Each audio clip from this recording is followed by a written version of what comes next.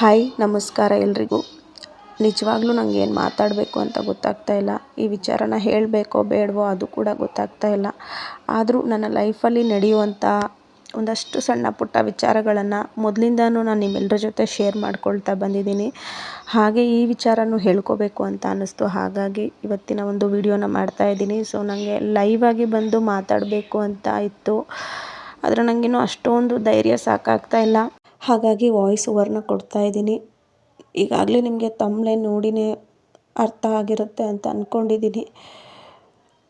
So ಈ ಒಂದು ವಿಚಾರನ ನನಗೆ ಇನ್ನೂ ಅರ್ಗಿಸ್ಕೊಳ್ಳೋಕ್ಕೆ ಸಾಧ್ಯವಾಗ್ತಾ ಇಲ್ಲ. ಅಮ್ಮ ಇನ್ನಿಲ್ಲ. ನನ್ನ ಹೆತ್ತು ಹೊತ್ತು ಸಾಕಿ ಸಲಹಿದ ನನ್ನಮ್ಮ ಜೀವಂತವಾಗಿಲ್ಲ ಅಂತ ಇನ್ನು ನನ್ನ ಮನಸ್ಸು ಅಷ್ಟು ಬೇಗ ಒಪ್ಕೊಳ್ಳೋಕ್ಕೆ ಸಾಧ್ಯವಾಗ್ತಾ ಇಲ್ಲ. ಅವ್ರ ನೆನಪುಗಳು ತುಂಬಾ ಕಾಡ್ತಾ ಇದೆ ನನಗಿನ್ನು. ಆಲ್ಮೋಸ್ಟ್ ಒಂದು 15 ಡೇಸ್ ಆದಮೇಲೆ ನಾನು ಈ ಒಂದು ವಿಚಾರನ ನಿಮ್ಮೆಲ್ಲರ ಜೊತೆ ಹೇಳ್ತಾ ಇದ್ದೀನಿ. ಬಿಕಾಸ್ ನಾನು ಸುಧಾರಿಸ್ಕೊಳ್ಳೋಕ್ಕೆ ಸುಮಾರು ಟೈಮ್ ತೊಗೊಳ್ತಾ ಇದ್ದೀನಿ. ಯಾವ ಕೆಲಸ ಮಾಡಲಿಕ್ಕೂ ಕೂಡ ನಂಗೆ ಮನಸ್ಸೇ ಇಲ್ಲ. ಆದರೂ ನಮಗಾಗಿ ನಮ್ಮವ್ರಿಗೋಸ್ಕರ ನಾವು ಎಲ್ಲದನ್ನು ಮರೆತು ಬದುಕು ನಡೆಸಲೇಬೇಕು.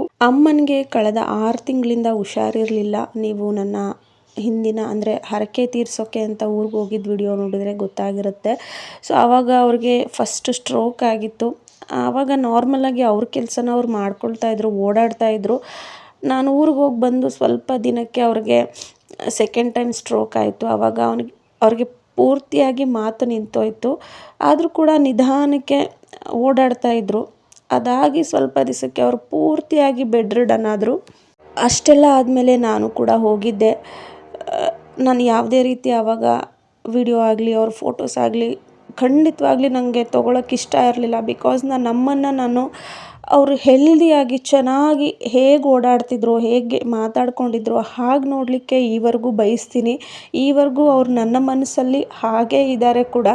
ಕಳೆದ 2.5-3 ತಿಂಗಳಿಂದ ಅವರು ಪೂರ್ತಿಯಾಗಿ ಬೆಡ್ ರಿಡನ್ ಆಗಿದ್ದರು. ಇದೇ ತಿಂಗಳು ಆಗಸ್ಟ್ 9 ಮಧ್ಯಾಹ್ನ 3:30 ಸುಮಾರಿಗೆ ಅವರು ನಮ್ಮನ್ನೆಲ್ಲ ಬಿಟ್ಟು ಈ ಪ್ರಪಂಚಕ್ಕೆ ಅಂತಿಮ ವಿದಾಯನ ಹೇಳಿದರು. ನಿಮ್ಗೆ ಯಾರಿಗೂ ಗೊತ್ತಿಲ್ಲ ಅನಿಸುತ್ತೆ, ಆಗಸ್ಟ್ 9ನೇ ತಾರೀಕು ನನ್ನ ಮಗ ಸ್ಕಂದ ಹುಟ್ಟಿದ ದಿನ. ನಿಜವಾಗ್ಲೂ ಇಂಥದ್ದೊಂದು ದಿನ ನನ್ನ ಬದುಕಲ್ಲಿ ಬರುತ್ತೆ ಅಂತ ಸಣ್ಣದಾಗಿ ಊಹೆ ಕೂಡ ಮಾಡಿರಲಿಲ್ಲ ನಾನು. ನನ್ನ ಜೀವ ಇರೋವರೆಗೂ ಈ ದಿನ ನಾನು ಮರೆಯೋಕ್ಕೆ ಸಾಧ್ಯನೇ ಇಲ್ಲ. ಬರೀ ಅವನು ಹುಟ್ಟಿದ್ದು ಡೇಟಿಗೆ ಅಷ್ಟೇ ಅಲ್ಲ, ಅವನು ಹುಟ್ಟಿದ್ದು ಟೈಮಿಗೆ ಕೂಡ ಅವ್ರ ಜೀವ ಹೋಗಿದೆ. ಅವನು ಆಗಸ್ಟ್ 9 ಮಧ್ಯಾಹ್ನ 3:00 ಸ್ಕಂದ ಹುಟ್ಟಿದ್ದು. ನನ್ನಮ್ಮ ಕೂಡ ಅದೇ ಡೇಟ್ಗೆ ಅದೇ ಟೈಮ್ಗೆ ಅವ್ರ ಪ್ರಾಣ ಹೋಗಿದ್ದಂಥದ್ದು. ಕನಸಲ್ಲಿ ಕೂಡ ನಾನು ಅಂದ್ಕೊಂಡಿರಲಿಲ್ಲ ಇಂಥದ್ದೊಂದು ದಿನ ಬರಬಹುದು ಅಂತ. ಅಮ್ಮ ಅಂದರೆ ಒಂದು ದೊಡ್ಡ ಶಕ್ತಿ ಅಂತಲೇ ಹೇಳ್ತೀನಿ. ನಾವು ಆಡೋ ಪ್ರತಿ ಮಾತು ಅವಳಿಂದನೇ ಕಲ್ತಿರೋವಂಥದ್ದು. ನಾವು ಆಡೋ ಪ್ರತಿ ಮಾತಾಗಿರ್ಬೋದು, ನಾವು ಕಲ್ತಿರುವಂಥ ಸಂಸ್ಕಾರಗಳಾಗಿರ್ಬೋದು, ಅದು ಅವರಿಂದನೇ ಬಂದಿರುತ್ತೆ ನಮಗೆ. ನನ್ನಮ್ಮ ಅದೆಷ್ಟು ಪುಣ್ಯವಂತೆ ಅಂದರೆ ಶ್ರಾವಣ ಶುಕ್ರವಾರ ಮುತ್ತೈದೆಯಾಗಿ ಹೋಗಿದ್ದಾರೆ. ಎಲ್ಲರೂ ಅದೇ ಹೇಳ್ತಾಯಿದ್ರು, ಅದೆಷ್ಟು ಪುಣ್ಯ ಮಾಡಿದ್ದಾರೆ ನಿಮ್ಮಮ್ಮ ಅಂತ. ಪ್ರತಿಯೊಂದು ಹೆಣ್ಣು ಮುತ್ತೈದೆಯಾಗಿ ಹೋಗಬೇಕು ಅಂತಲೇ ಬಯಸ್ತಾರೆ. ಎಲ್ರಿಗೂ ಅಂಥದ್ದೊಂದು ಭಾಗ್ಯ ಸಿಗೋದಿಲ್ಲ. ಇರೋವರೆಗೂ ತುಂಬಾ ಕಷ್ಟಪಟ್ಟಂಥ ಜೀವ ಅದು. ಹೋಗುವಾಗಾದರೂ ಈ ರೀತಿ ಮುತ್ತೈದೆಯಾಗಿ ಸಾವನ್ನು ತಗೊಂಡ್ರಲ್ಲ ಅಂತ ತುಂಬ ಜನ ಒಳ್ಳೆಯದಾಗುತ್ತೆ ನಿಮ್ಮ ಮನೆಗೆ, ನಿಮ್ಮ ಕುಟುಂಬಕ್ಕೆ ಅಂತಲೇ ಹೇಳ್ತಾಯಿದ್ರು. ಸೊ ಅವ್ರು ಎಲ್ಲೇ ಇದ್ದರೂ ಆ ಜೀವ ನೆಮ್ಮದಿಯಾಗಿರಲಿ, ಅವ್ರ ಆತ್ಮಕ್ಕೆ ಶಾಂತಿ ಸಿಗಲಿ ಅಂತ ಬೇಡ್ಕೊಳ್ತೀನಿ. ನಮ್ಮ ಕುಟುಂಬಕ್ಕೆ ಅವರ ಆಶೀರ್ವಾದ ಸದಾ ಇರಲಿ. ನಿಜವಾಗ್ಲೂ ನಂಗೆ ಹೆಚ್ಚಿಗೆ ಏನೂ ಮಾತಾಡೋಕ್ಕಾಗ್ತಾ ಇಲ್ಲ. ಹೋದ ವರ್ಷ ವರಮಹಾಲಕ್ಷ್ಮಿ ಹಬ್ಬಕ್ಕೆ ಅಮ್ಮ ಇದ್ದರು. ಈ ವರ್ಷದ ಹಬ್ಬದಲ್ಲಿ ಅವರಿಲ್ಲ. ಎಲ್ಲದನ್ನು ಮರೆತು ಬದುಕು ನಡೆಸಬೇಕು, ಜೀವನ ಸಾಗಿಸ್ಬೇಕು ಅಂತ ಹೇಳ್ತಾರೆ. ತಾಯಿನ ಮರೆತು ಬದುಕೋದು ತುಂಬಾ ಕಷ್ಟ. ಸಮಯ ಎಲ್ಲವನ್ನು ಮರೆಸುತ್ತೆ ಅಂತ ಹೇಳ್ತಾರೆ. ಖಂಡಿತವಾಗಿಯೂ ಇಲ್ಲ. ಅವ್ರ ನೆನಪುಗಳೊಟ್ಟಿಗೆ ನಾವು ಜೀವನ ಮಾಡಲೇಬೇಕು.